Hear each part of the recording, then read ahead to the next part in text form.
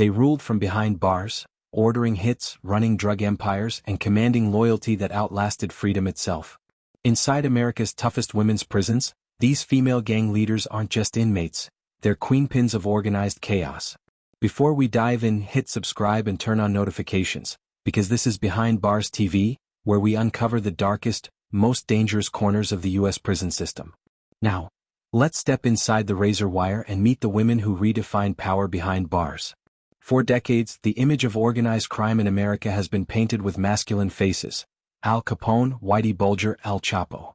But beneath that surface, women have built empires of their own, hidden, vicious, and just as deadly. In California's Central California Women's Facility, the largest female prison in the United States, guards once discovered a covert network that rivaled anything seen in men's institutions. The ringleader? A woman named La Madrina, a former Serena associate known on the streets as Veronica V. Sanchez. According to reports from the California Department of Corrections, V's influence extended beyond her 25-year sentence for second-degree murder. From inside her cell, she allegedly controlled drug trafficking lines stretching from Fresno to Los Angeles, using coded letters, corrupt staff, and even her own daughter as a courier. Investigators later uncovered that her orders reached as far as the male penitentiaries, coordinating shipments, payoffs, and retribution hits. V wasn't alone. Across the country, in Texas, María La Reina Castillo commanded the Texas Syndicate's female faction from the Mountain View unit. Her reputation was brutal. According to prison records and FBI intelligence reports, María maintained power not through chaos but structure. Every woman under her protection paid dues, commissary taxes that went straight into her hidden accounts.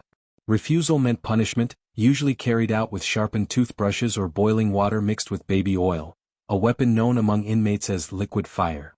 But what truly shocked investigators wasn't the violence, it was the loyalty. Maria's followers called her Mother. Many refused parole just to remain under her leadership inside. A 2016 Texas Tribune report noted how she established a hierarchy: lieutenants, soldiers, and cleaners, mirroring the command structures of male gangs. Prison officials admitted privately, "We underestimated the organization these women could build. They didn't need muscle. They used trust, manipulation, and absolute control." In Florida's Lowell Correctional Institution, one of the most dangerous female facilities in the country, another name spread in whispers: Red. A former Bloods associate, Red, whose real name was Tamika Hall, became infamous for orchestrating an assault that left 2 rival inmates hospitalized. According to a 2019 Department of Justice investigation, she managed a crew of over 30 women, running contraband phones and coordinating deals through social media accounts managed by friends on the outside. When FBI cyber units traced the accounts, they found posts written in slang codes, emojis, and prison slang, evidence that Red had adapted gang communication to the digital age. Even behind concrete walls, she remained a modern-day mob boss. By the early 2020s, the Bureau of Prisons began flagging female-led gang networks as a growing national concern. What had once been dismissed as low-level hustling was now full-scale organized crime, born, bred, and maintained behind bars. These women didn't just survive prison, they thrived in it. And as investigators soon learned, their reach extended far beyond the prison yard. California's female prison system has long been a reflection of the chaos brewing in its male counterparts. Same neighborhoods, same gangs, just different uniforms. Inside the Central California Women's Facility, CCWF, in K-Killa, the culture of the streets didn't stop at the gates. It evolved, hardened, and gave birth to the Blood Queens, women who turned survival into an empire. According to investigative reports from the California Department of Corrections and Rehabilitation (CDCR), female inmates affiliated with the Bloods began organizing as early as 2008, following the violent breakup of rival prison crews known as the Red Line and the Family. What started as protection soon transformed into something larger, an organized movement led by women who'd mastered both manipulation and violence. At the top was Kendra K-Killa Brooks, a former Inglewood Blood and Street enforcer serving a life sentence for armed robbery and assault. Prison staff described her as quiet until she wasn't. She rarely spoke, but when she did, people listened. According to a 2015 correctional intelligence memo later cited in a Los Angeles Times expose, Brooks unified scattered blood-affiliated women under one code: loyalty over freedom. Her leadership style was strategic. Instead of raw brutality, Kendra ruled through economics. Commissary was her currency. She'd send her lieutenants to front snacks, toiletries, and phone time to weaker inmates, knowing debt meant control. The women who owed her loyalty became soldiers, moving contraband, silencing snitches, and keeping order in the dorms. Investigators discovered that her organization ran deeper than anyone expected. A 2018 CDCR report revealed that Kendra's messages were being smuggled out in children's drawings, sent to relatives in Los Angeles. The crayon lines concealed invisible ink writing made from milk and sugar. When heated, the words revealed coded instructions for drug drops and money transfers. By the time wardens caught on, her network had already reached Valley State Prison for Women, California Institution for Women (CIW), and even into Pelican Bay through indirect contacts. Officers were stunned. They'd seen male gangs communicate this way, but never women, and never with such efficiency. Inside the Blood Queen's circle, hierarchy was absolute. At the top sat Kendra Brooks, known as the Chair. Below her, the First Ladies, 3 women responsible for recruitment, finance, and enforcement. Under them, the Red Line soldiers, women tasked with discipline, extortion, and carrying out assaults. CDCR later confirmed multiple coordinated incidents across 3 prisons between 2017 and 2019, including simultaneous assaults on suspected informants. The timing, precision, and silence pointed to central leadership, all traced back to Kendra. One former inmate, speaking under anonymity to the Marshall Project, described the atmosphere. It wasn't chaos. It was order. She made everyone feel like part of something. You either respected her or feared her, usually both. But Kendra's rise was also her undoing. When a contraband cell phone was discovered inside her mattress during a surprise search, investigators uncovered dozens of digital ledgers, proof of commissary loans, inmate payments, and coded bank transfers made through prepaid debit cards on the outside. Federal agents launched an operation dubbed Scarlet Net, tracing the money trail to a Fresno-based gang associate. What they found was stunning. Even while incarcerated, Kendra had moved over $75,000 worth of contraband and illegal funds through inmate channels in less than a year.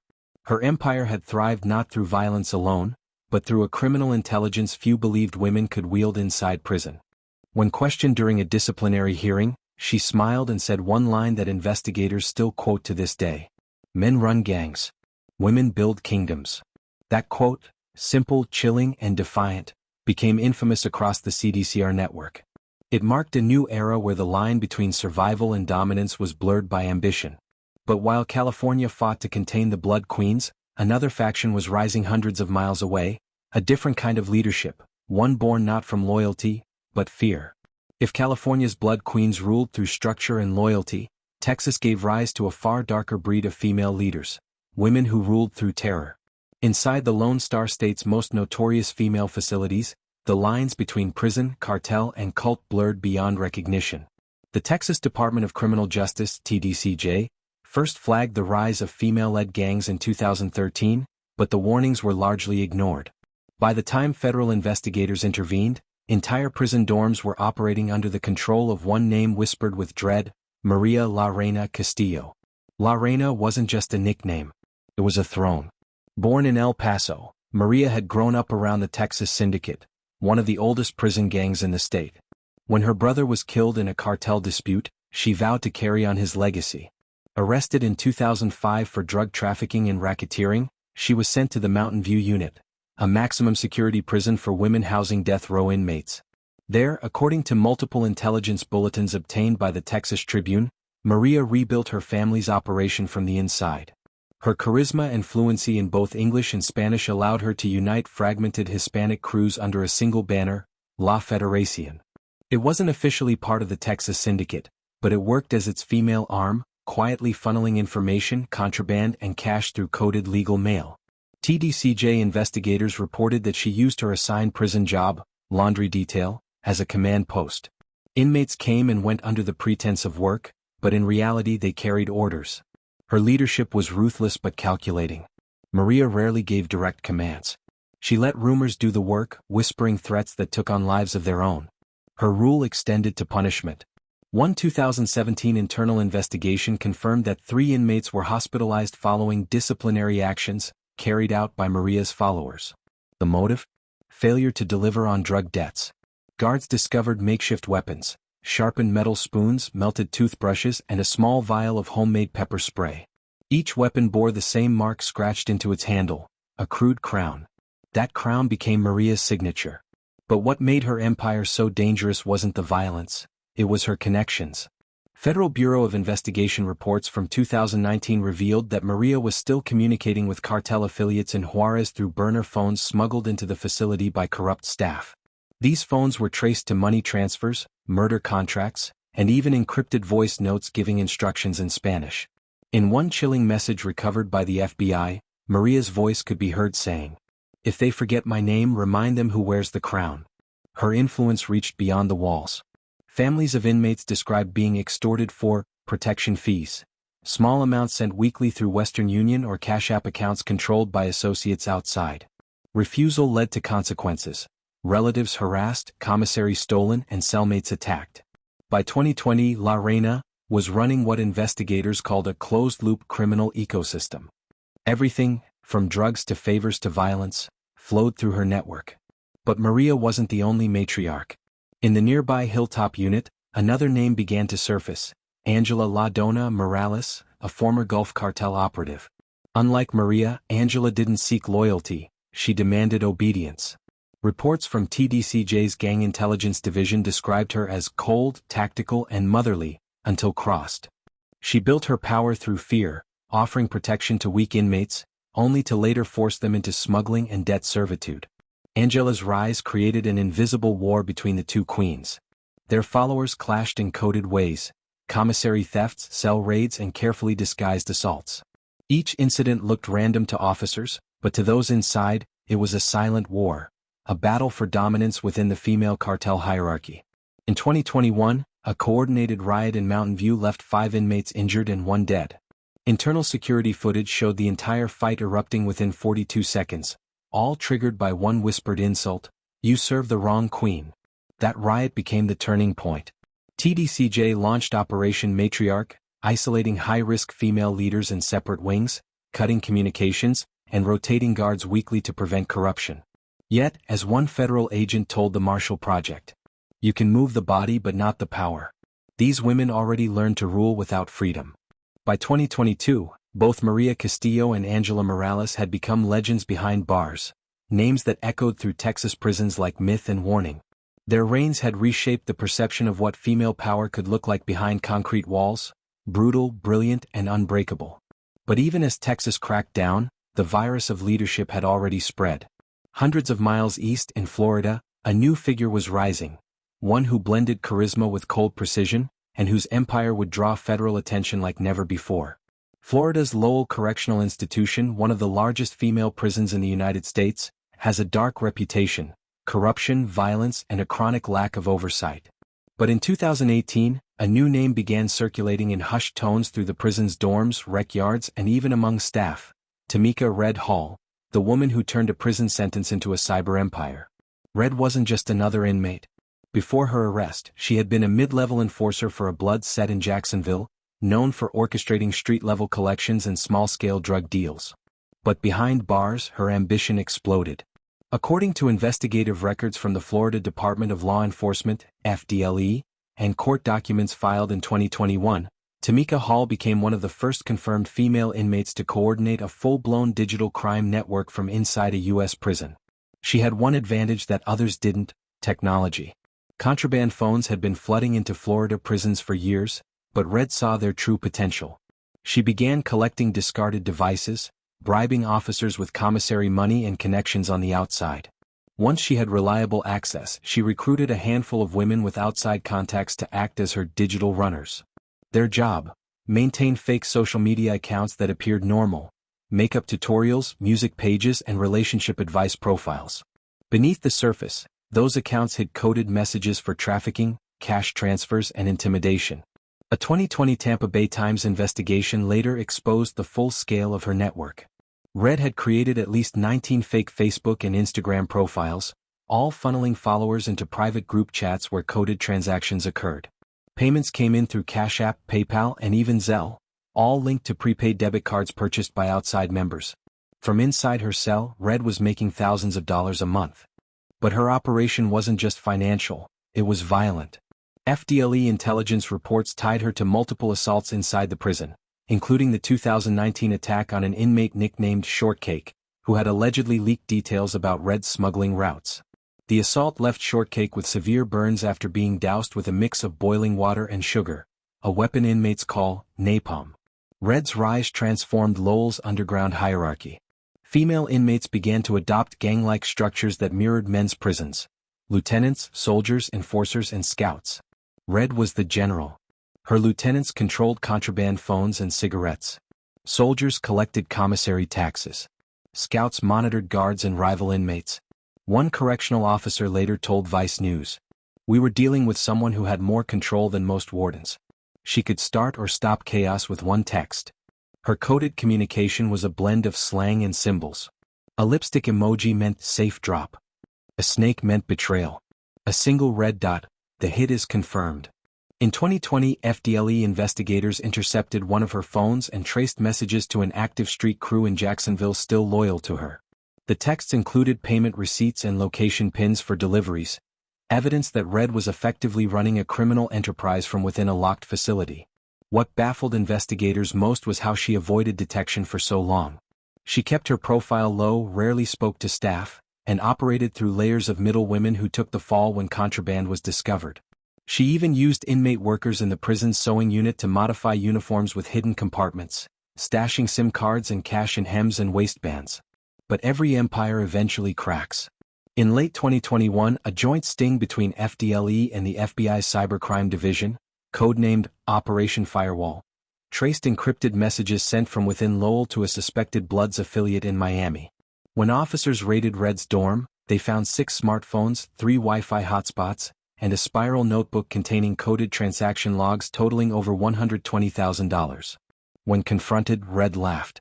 "You can lock me up, but you can't unplug me," she told investigators. Her case became one of the first documented examples of digital gang control in a U.S. women's facility. Even after her isolation in solitary confinement, Red's name remained untouchable, her legend spreading through whispers, through coded graffiti, through the phones she left behind. In the chaos she created, one thing became clear. America's female prison gangs were no longer about surviving the system, they were learning how to control it.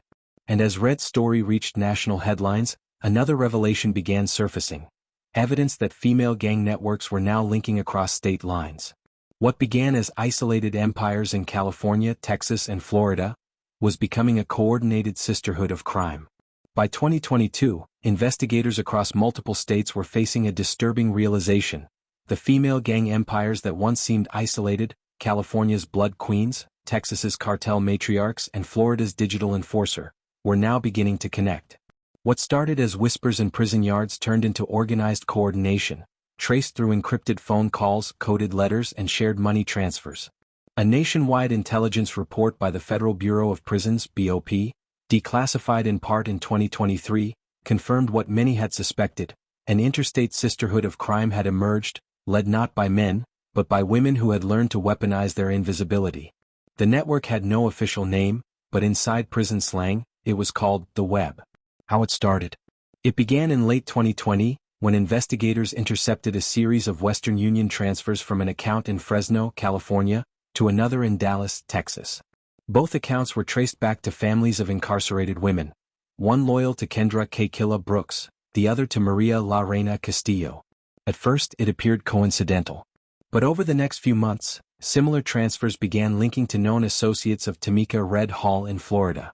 The FBI's Joint Criminal Intelligence Task Force, JITF, uncovered at least 47 transactions that connected inmates across 7 states: California, Texas, Florida, Arizona, Georgia, Illinois, and Louisiana.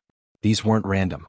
Each transfer corresponded with spikes in prison contraband trafficking, assaults, or coded communications logged by staff. To federal investigators, it looked like coordination. To the women inside, it was cooperation, power, and connection.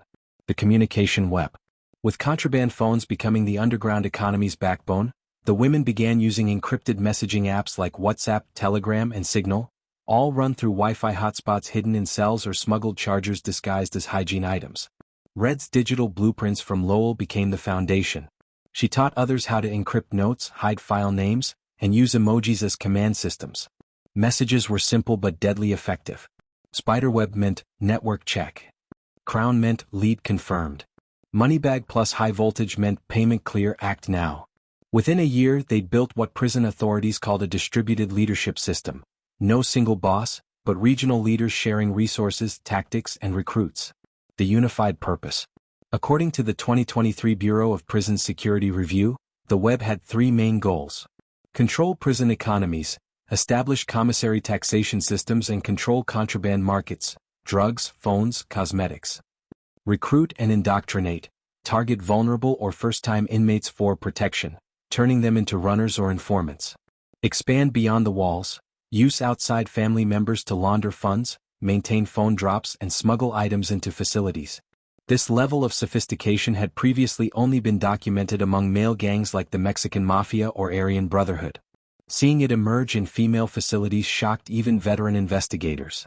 One retired federal agent told the Marshall Project, "They weren't trying to mirror men's gangs, they were building something smarter. Less visible. Less violent but just as powerful."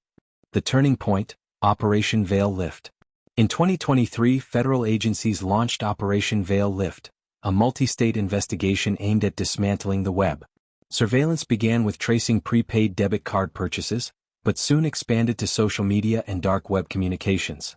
Agents discovered closed Facebook groups with hundreds of members sharing photos of commissary receipts, cryptic prayers, and emojis that, when decoded, mapped entire contraband routes. The first breakthrough came from a Texas inmate who flipped, a former lieutenant under La Dona Morales. Her confession revealed that inmates were using prison chapel services as secret meetups to exchange codes hidden in Bible verses.